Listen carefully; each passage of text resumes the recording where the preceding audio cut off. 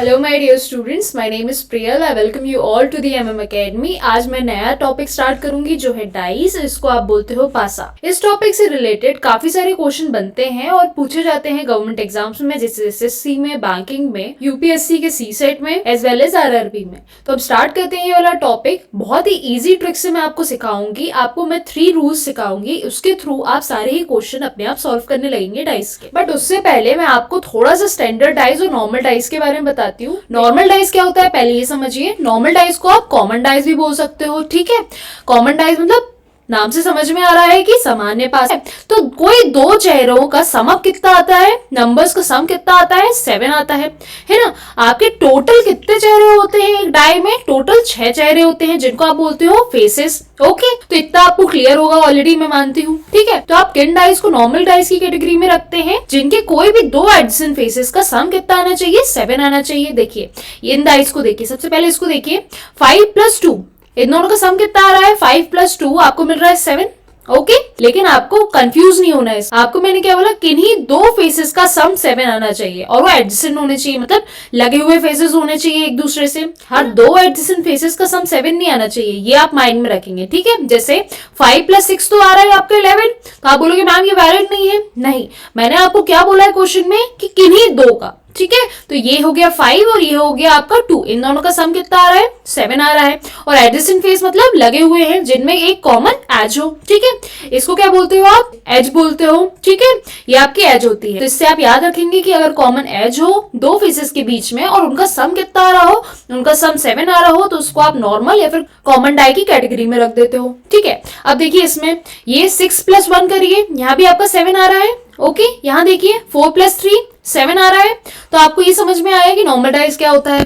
अब आता है स्टैंडर्ड डाइस। स्टैंडर्ड डाइस में क्या होता है, जो ऑपोजिट फेसेस रहते हैं, हर एक ऑपोजिट फेस का सम कितना आना चाहिए? 7 आना चाहिए। इसमें क्या रहता है? ऑल, मतलब ये वैलिड किस में रहता है? ऑल फेसेस पे वैलिड रहता है। मतलब इस पे भी वैलिड रहेगा, इस पे भी वैलिड रहेगा और इस पे भी वैलिड रहेगा, और बाकी के 3 भी उन पे भी वैलिड रहेगा जो फेस दिख नहीं रहे हमें। देखिए कैसे, जैसे आपको ये 4 मिला है, ठीक है। आपको बताना है 4 के जस्ट नीचे कौन सा फेस आ रहा है, ठीक है, जिसको आप बोलते हो ऑपोजिट फेस कौन सा आ रहा है। तो अगर आपको क्वेश्चन में बोल दिया कि आपका स्टैंडर्ड डाइस है, तो आप कैसे निकाल लोगे? 4 प्लस जो उसके ऑपोजिट वाला डाई है, उनका सम कितना आना चाहिए? 7 आना चाहिए। तो सिंपली जो ऑपोजिट वाला फेस है उसका नंबर कितना आ जाएगा? 7 - 4 आ जाएगा। तो ऑपोजिट डाई का आपका नंबर क्या आ जाएगा? 4 के ऑपोजिट हो जाएगा आपका 3। ओके, और देखिए जैसे आपका 4 है ये, तो 4 के ऑपोजिट कौन सा आ जाएगा? 4 के ऑपोजिट आएगा आपका 3, क्योंकि इन दोनों का सम कितना आ रहा है? 7 आ रहा है। ये 5 के ऑपोजिट कैसे निकालोगे? 5 के ऑपोजिट होगा आपका 2। कैसे? 5 + 2, तब भी 7 आ रहा है सम। 6 के ऑपोजिट कौन सा होगा? 6 के ऑपोजिट होगा आपका 1। ओके, समझ में आया। इसको आप ऐसे याद भी रख सकते हो। देखिए 1 के ऑपोजिट क्या रहेगा हमेशा स्टैंडर्ड डाइस में? 1 के ऑपोजिट हमेशा रहेगा 6। 2 के ऑपोजिट क्या रहेगा? 2 के ऑपोजिट रहेगा 5। 3 के ऑपोजिट क्या रहेगा? 3 के ऑपोजिट रहेगा 4।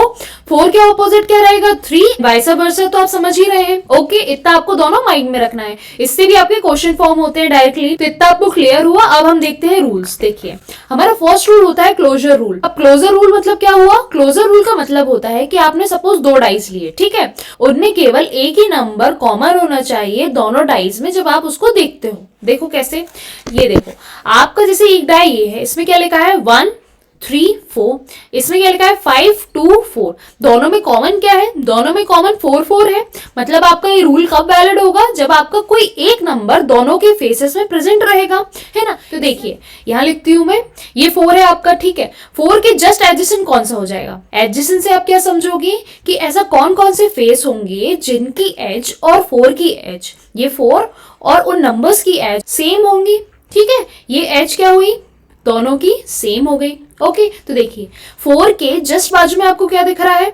1 दिख रहा है, ठीक है। और क्या दिख रहा है? ये 3 भी दिख रहा है। अब इसमें देखिए 4 की और 5 की एज भी कॉमन है ये वाली, तो 4 के जस्ट बाजू में कौन है? 5 है। और 4 के जस्ट बाजू में और कौन है? 2 है। तो आपने यहां लिख लिए 2। तो ये सारे नंबर्स क्या हो गए? ये वाले सारे फेसेस हो गए आपके कॉमन फेसेस। अब देखिए आपका जो डाई होता है उसमें हमेशा 6 फेसेस होते हैं। किसी भी क्यूब में कितने फेस होते हैं? 6 फेस। ये 5 नंबर आपने ऑलरेडी कवर कर लिए। अब एक कौन सा नंबर बचा हुआ है? 1 से लेके 6 के नंबर में 1 2 3 4 5, 6। इनमें से कौन कौन सा नंबर है? ये है 1 है, 2 है, 3 है, 5 है, 4 है, बट मिसिंग कौन सा है? 6। तो वो 6 डेफिनेटली क्या होगा? 4 के ऑपोजिट होगा, है ना। तो 4 के ऑपोजिट आपका कौन सा आ गया? ये 6 आ गया। यही ये रूल होता है। तो इसमें क्या होना चाहिए? एक कॉमन नंबर दोनों ही डाइस में होना चाहिए और बाकी सब डिफरेंट होना चाहिए। तो आप सिंपली क्या निकाल लेते हो? आप सिंपली निकाल लेते हो कि इस नंबर के ऑपोजिट कौन सा नंबर आएगा। तो इसके ऑपोजिट कौन सा आया? इसके ऑपोजिट आया 6। अब आपको बनाने की भी जरूरत नहीं थी इसमें। कैसे? देखिए 4 के एडजेसेंट कौन सा हो गया? 1, 3, 5, 2, बच कौन रहा है? 6। तो ऑब्वियसली ये क्या हो जाएगा? 4 के ऑपोजिट हो जाएगा। किसके? 4 के। अब देखिए नेक्स्ट रूल। नेक्स्ट रूल होता है म्यूचुअल रूल। म्यूचुअल रूल कब वैलिड होता है? अब म्यूचुअल रूल वैलिड जब होता है जब आपके दोनों डाइज में दो कोई फेस सेम हो। दो कोई फेस से मतलब देखिए यहाँ पे ये 5 इसमें है, ये 5 इसमें है, यहाँ पे ये 3 इसमें है और ये 3 इसमें है। तो दो फेस कॉमन हो गए दोनों में। अब जब दो फेस कॉमन हो जाते हैं तब वैलिड होता है आपका म्यूचुअल रूल। अब म्यूचुअल रूल क्या होता है? म्यूचुअल रूल में आप डायरेक्टली बता सकते हो कि बचा हुआ नंबर किसके ऑपोजिट होगा। तो देखिए आपके ये दोनों कॉमन है दोनों में। अब बच कौन रहा है? ये 4 बच रहा है और यहाँ कौन बच रहा है? ये 1 बच रहा है। तो देखिए आप इससे क्या समझेंगे कि जो 4 होगा और ये 1 होगा ये क्या होंगे? म्यूचुअली ऑपोजिट होंगे। तो देखिए 4 किसके ऑपोजिट हो जाएगा? 4 ऑपोजिट हो जाएगा 1 के। तो ये रूल तब वैलिड होता है आपका। ओके,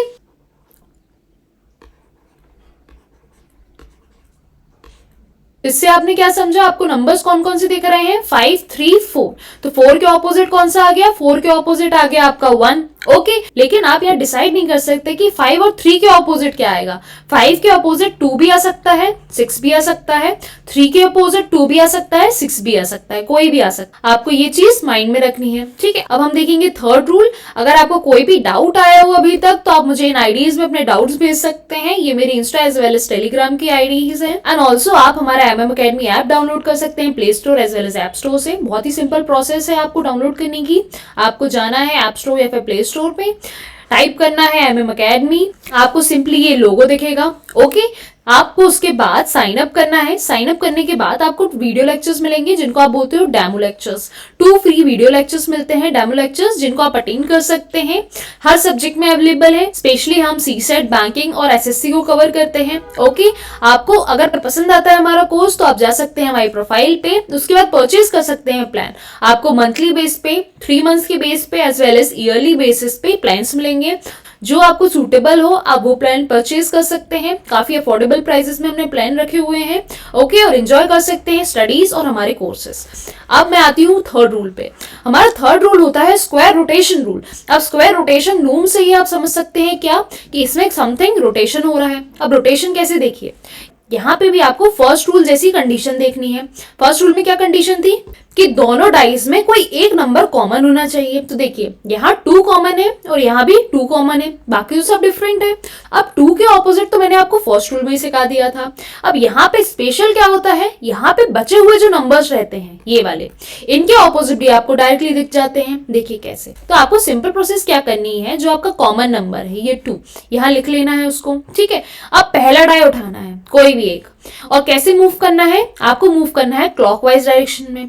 तो देखिए 2 के बाद नेक्स्ट नंबर कौन सा आ रहा है? 5 आ रहा है, तो आप यहाँ लिख लो 5। ओके, उसके बाद नेक्स्ट नंबर कौन सा आ रहा है? उसके बाद आ रहा है 3, तो यहाँ लिख लिया आपने 3 और 2 पे मार दिया आपने सर्कल जिसमें वो दूर रहे, ठीक है।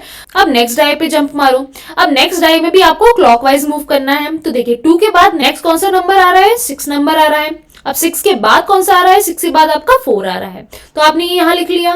क्लियरली मैं लिख दूं यहाँ पे, ये 2 था, आपने क्लॉकवाइज मूव किया तो आपके समथिंग ऐसे नंबर्स आ रहे हैं। पहले वाले डाइस से ये 2 नंबर मिले, दूसरे वाले डाइस में ये 2 नंबर्स मिले, लेकिन आपको ये सीक्वेंस से रखने हैं जैसे मैं समझा रही हूँ, ठीक है। अब आपको यहाँ से क्या सिखाया मैंने कि आपके 4 नंबर ये हो गए, 5वें नंबर ये हो गया। अब बचा हुआ जो नंबर होगा वो क्या होगा? 2 के ऑपोजिट होगा। तो 2 के ऑपोजिट कौन सा नंबर हो गया आपका? 1 हो गया। तो ये क्या हो गया? ऑपोजिट वाला नंबर। किसके? 2 के। ये आपने फर्स्ट रूल में भी सीख लिया। अब आपको 5 के ऑपोजिट कैसे मिलेगा? आपको 5 का नेक्स्ट नंबर कौन सा मिलेगा? ये मिलेगा। कैसे? देखिए आपको सिंपली ये वाले नंबर को क्या करना है, ड्रॉप करना है और उसके बाद जो नेक्स्ट नंबर मिलेगा वो क्या होगा, 5 के ऑपोजिट होगा। तो 5 के ऑपोजिट मिला आपको 6 और 3 के ऑपोजिट क्या आ जाएगा, 3 के ऑपोजिट आ जाएगा आपका 4। तो आपको सारे ही ऑपोजिट नंबर्स मिल गए। 1 के ऑपोजिट क्या मिला आपको, 2 मिला। 5 के ऑपोजिट क्या मिला आपको, 6 मिला। और 3 के ऑपोजिट क्या मिला आपको, 4 मिला। समझ में आ गया अच्छे से आपको। और एडजेसेंट भी समझ में आ गए कि 2 के एडजेसेंट कौन से हो जाएंगे, ये वाले सारे 2 के एडजेसेंट हो जाएंगे। ओके, तो ये बहुत ही इफेक्टिव रूल है, थर्ड रूल। ठीक है, आपको ये 3 रूल्स याद रखने हैं, इनसे सारे ही क्वेश्चन ऑलमोस्ट आप डाई के सॉल्व कर सकते हो। अब हम देखते हैं पहला क्वेश्चन। तो देखिए ये हमारा फर्स्ट क्वेश्चन है। आपको बताना है which symbol will be on the face opposite to the face symbol C. आपको बताना है जो सी है उसके ऑपोजिट में कौन आएगा। ऑपोजिट में इस साइन से बताऊंगी आपको, ठीक है, जिससे आपका टाइम ना वेस्ट हो। तो आपको बताना है यहाँ पे 6 के ऑपोजिट कौन सा अल्फाबेट आ रहा है। देखिए यहाँ पे आप अगर कॉमन देखो, यहाँ पे सी है, यहाँ पे सी है, यहाँ पे सी है और यहाँ सी नहीं है, तो आप तो फर्स्ट रूल से ही निकाल सकते हो। देखिए सी है, सी के एडजेसेंट कौन सा हो जाएगा, बी हो जाएगा, ए हो जाएगा, और कौन सा होगा, ये बी तो हो गया ऑलरेडी, डी हो जाएगा, और कौन सा हो जाएगा, ई भी हो जाएगा, है ना।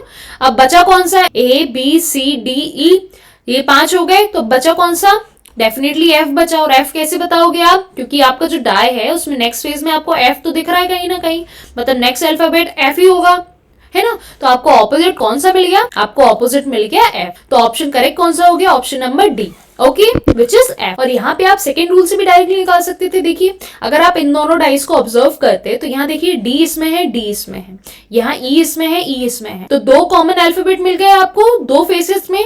अब बचा हुआ जो अल्फाबेट है ये वाला, और इसमें बचा हुआ कौन सा, ये एफ वाला, तो ये डेफिनेटली क्या होंगे, एक दूसरे के ऑपोजिट होंगे। यहाँ से आप डायरेक्टली निकाल सकते थे, तो यहाँ पे आप दोनों रूल से निकाल सकते हैं। ठीक है, ये सेकेंड रूल आपको क्या थोड़ा ज्यादा फास्ट पड़ेगा। Now look over the next question. आपको क्या बताना है, यहाँ पे 2 position of the dice are shown below. आपको 2 पोजीशंस दी हैं डाइज की। What number will appear on opposite to the face containing 5। ठीक है, आपको बताना है कि 5 के ऑपोजिट कौन सा आ रहा है। देखिए इसमें देखिए सेकेंड रूल डायरेक्टली यूज हो रहा है। 2 यहाँ पे, 2 यहाँ पे, 1 यहाँ पे, 1 यहाँ पे, तो बचा कौन सा, ये 5। तो 5 किसके ऑपोजिट हो जाएगा, 5 ऑपोजिट हो जाएगा 4 के, है ना। तो यहाँ 5 के ऑपोजिट कौन आ गया, 5 के ऑपोजिट आ गया आपका 4। तो आंसर करेक्ट कौन सा हो गया, ऑप्शन नंबर बी, ओके। अब देखिए नेक्स्ट क्वेश्चन। नेक्स्ट क्वेश्चन में which digit will appear on the face opposite to the face of alphabet D. आपको यहाँ बताना है कि डी के ऑपोजिट कौन सा अल्फाबेट आएगा। अब देखिए यहाँ है ट्विस्ट। अब ट्विस्ट क्या है, आपको डी ही नहीं दिख रहा पूरे में। अब देखिए यहाँ पे ए है, बी है, सी है, एफ है, ई है, सी है, आपको डी ही नहीं दिख रहा। तो आप डायरेक्टली कैसे निकाल सकते हो, आपको यहाँ कॉमन क्या दिख रहा है, आपको सी दिख रहा है, यहाँ भी सी दिख रहा है, तो आपने वो सी लिख लिया यहाँ पे। अब एडजेसेंट में आपको समझ में आ रहा कौन है, ये बी है एडजेसेंट में तो बी लिख लिया, ए है एडजेसेंट में तो आपने ये ए लिख लिया, ई है एडजेसेंट में तो आपने ई लिख लिया, एफ है एडजेसेंट में तो ये एफ लिख लिया। अब देखिए यहाँ पे आपके टोटल कितने अल्फाबेट कवर हो गए, 5 हो गए। अब बच कौन रहा है, डी बच रहा है। अब आप डी डायरेक्टली कैसे बोल सकते हो कि बचा हुआ डी ही होगा, क्योंकि क्वेश्चन में ही आपको क्या बोला है, क्वेश्चन में आपको बोला है कहीं ना कहीं अल्फाबेट डी है और उसके ऑपोजिट निकालना है। तो आपके 5 अल्फाबेट ऑलरेडी हो गए हैं, तो 5 फेस आपने ऑलरेडी कवर कर लिए। अब बचा हुआ डेफिनेटली आपका डी होगा। तो सी के ऑपोजिट कौन सा आ गया, सी के ऑपोजिट आ गया आपका डी। तो करेक्ट आंसर क्या हुआ आपका, ऑप्शन नंबर सी। अब एक और क्वेश्चन देखिए आप। From the opposite of a cube are shown below, which letter will be on face opposite to the face with 1। मतलब आपको बताना है 1 के ऑपोजिट कौन सा फेस आ जाएगा। तो देखिए ये 1 है, ये 1 है, ठीक है, और कहाँ 1 दिख रहा है, कहीं भी नहीं दिख रहा है। तो आप कैसे बोल सकते हो, 1 के एडजेसेंट कौन सा हो गया, 6 हो गया, 2 हो गया, 3 हो गया, 5 हो गया, ये तो 5 नंबर हो गए। बचा कौन सा, बचा आपका 4। तो आपके 1 के ऑपोजिट कौन सा आ गया, डायरेक्टली 4 आ गया। तो आंसर क्या हो गया, ऑप्शन नंबर डी। इसमें आपको इन दोनों को देखने की जरूरत ही नहीं पड़ी। और आप कैसे निकाल सकते थे, सपोज ये आपको दिया नहीं है, ठीक है, अब आपको निकालना है। तो देखिए यहाँ पे 4 है, यहाँ पे 4 है, यहाँ पे 3 है, यहाँ पे 3 है, तो 2 कॉमन हो गए नंबर्स। तो 2 नंबर्स दोनों फेस में कॉमन हो गए। तो बचा हुआ क्या, 5। तो 5 के ऑपोजिट क्या आ गया, 6। तो 5 के ऑपोजिट आपको यहाँ से मिला 6। अब इन दोनों डाइज में देखिए यहाँ 3 है, यहाँ 3 है, ओके, यहाँ 5 है, यहाँ 5 है, बचा कौन, 4 बचा, ठीक है। तो 4 के ऑपोजिट कौन सा आ गया, 4 के ऑपोजिट आ गया आपका 1। तो 4 के ऑपोजिट क्या आ गया आपका, 4 के ऑपोजिट आ गया 1। तो डायरेक्टली आप यहीं से देख सकते थे, है ना। तो इससे आप क्या समझ सकते हो कि आप बहुत सारे डिफरेंट वेज से क्वेश्चन को सॉल्व कर सकते हो। अगर आपको जितने ज्यादा डायग्राम्स मिलते हैं ये वाले, क्यूब्स के, उतना ज्यादा इजी हो जाता है आपके लिए आंसर निकालना। ओके, अब देखते हैं हम नेक्स्ट क्वेश्चन। आपके नेक्स्ट क्वेश्चन में आपको बोला है two position of the cubical block are shown when E is at the top which alphabet be at the bottom. आपको बताना है अगर ई क्या हो गया, टॉप पे आ गया, तो आपको बताना है बॉटम पे कौन सा आ जाएगा। तो देखिए यहाँ पे भी सेम ट्विस्ट है, यहाँ पे ई गायब है। अब कॉमन ढूंढ लो, यहाँ क्या है, सी कॉमन है, यहाँ भी सी कॉमन है, जो सी लिख लिया आपने यहाँ पे। ठीक है, अब आपको सी के ऑपोजिट कौन सा मिल रहा है, अब सी के एडजेसेंट कौन सा मिल रहा है, एफ मिल रहा है, बी मिल रहा है, डी मिल रहा है, ए मिल रहा है। तो अब बचा कौन सा यहाँ पे, अब यहाँ बच रहा है आपका ई। तो आंसर क्या हो जाएगा आपका, ई ही हो जाएगा डायरेक्टली। तो करेक्ट हो गया आपका ऑप्शन नंबर ए। ठीक है, अब नेक्स्ट क्लास में मैं आपको कुछ ये वाले क्वेश्चंस कवर कराऊंगी, सारी ये थोड़े से हाई लेवल के हैं। ओके, अब मैं एंड करूंगी अपनी क्लास। अगर आपको पसंद आई हो क्लास तो please like share subscribe. Thanks for watching.